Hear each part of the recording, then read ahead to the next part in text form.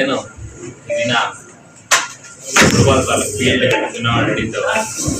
ಅದರಲ್ಲಿ ಉಪಾಧ್ಯಕ್ಷರಾಗಿ ನಮ್ಮೆಲ್ಲ ನಾಯಕರು, ವಿಶೇಷವಾಗಿ ನಮ್ಮ ಕೋಲಾರ ಶಾಸಕರಾಗಿ ಮಂಜಣ್ಣವರು, ಆದಿನಾರಾಯಣವರು, ಬ್ಲಾಕ್ ಕಾಂಗ್ರೆಸ್ ಅಧ್ಯಕ್ಷರು ಎಲ್ಲರೂ ಕೂಡ ನಮ್ಮೆಲ್ಲರೂ ಡೈರೆಕ್ಟರ್ ಕೂಡ ಒಮ್ಮತದಿಂದ ನನ್ನ ಆಯ್ಕೆ ಮಾಡಿದ್ದಾರೆ. ಅವ್ರಿಗೆಲ್ಲ ಕೂಡ ನಾನು ಧನ್ಯವಾದಗಳು ಹೇಳಲಿಕ್ಕೆ ಇಷ್ಟಪಡ್ತೀನಿ. ಅದೇ ರೀತಿ ನನಗೆ ಅತಿ ಹೆಚ್ಚು ಮತದಲ್ಲಿ ಇರ್ತಕ್ಕಂಥ ಎಲ್ಲ ರೈತ ಬಂಧುವರು ಕೂಡ ನಾನು ಈ ಸಂದರ್ಭದಲ್ಲಿ ಕೃತಜ್ಞತೆ ತಿಳಿಸ್ತೀನಿ.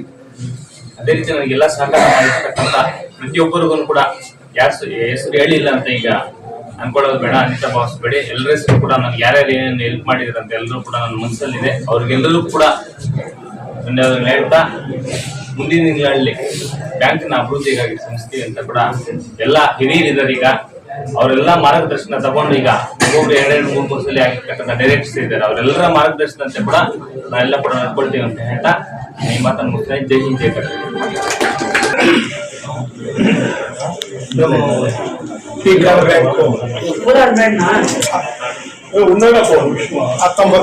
ಎಲೆಕ್ಷನ್ ನಡೀತು.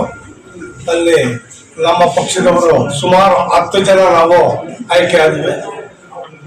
ಟೋಟಲ್ 15 ಜನ ಇದ್ದಿದ್ದು. ಅದರಲ್ಲಿ ನಾಮನಿರ್ದೇಶನವಾಗಿ ನಮ್ಮ ಆಲೂರು ಶಿವಣ್ಣನವರನ್ನು ಮಾಡಿದ್ದೇವೆ. ಇನ್ನು ನಮ್ಮ ಸ್ನೇಹಿತರುಗಳು ಅವರು 5 ಜನ ಬರ್ಬೇಕಾಗಿತ್ತು, ಅವ್ರು ಬರಲಿಲ್ಲ. ಕರೆದಿದ್ದೀವಿ ಬಟ್ ಅವ್ರು ಬರಲಿಲ್ಲ. ಈಗ ತಾನೇ ಎಲೆಕ್ಷನ್ ಅವಿರೋಧವಾಗಿ ನಮ್ಮ ನಾಯಕರುಗಳು, ನಮ್ಮ ಸಹ ನಿರ್ದೇಶಕರುಗಳು, ನಮ್ಮ ಸ್ನೇಹಿತರು ಎಲ್ಲರೂ ನನ್ನನ್ನ ಒಟ್ಟಿಗೆ ಸೇರಿಸಿ ಅವಿರೋಧವಾಗಿ ನನಗೆ ಅಧ್ಯಕ್ಷರಾಗಿ ಒತ್ತು ಮಾಡಿಕೊಟ್ಟಿದ್ದಾರೆ. ಮತ್ತು ನಮ್ಮ ಸ್ನೇಹಿತರು ಮಂಜುವನ್ನು ಉಪಾಧ್ಯಕ್ಷರು ಮಾಡಿದ್ದಾರೆ. ನಾನು ಈ ಹಿಂದೆ ಅಧ್ಯಕ್ಷನಾಗೂ ಇದ್ದೆ ಕೆಲವು ದಿವಸ, 2-3 ವರ್ಷ.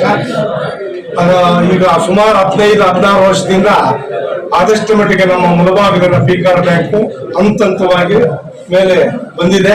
ಈಗಲೂ ಸಹ ನಮ್ಮ ನಿರ್ದೇಶಕರು ಎಲ್ಲರೂ ಸಹ ತಗೊಂಡು ಮುಂದೆ ನಾನು ಇದನ್ನು ಅಭಿವೃದ್ಧಿಪಡಿಸಲಿಕ್ಕೆ ಪ್ರಯತ್ನ ಮಾಡೇ ಮಾಡ್ತೀನಿ.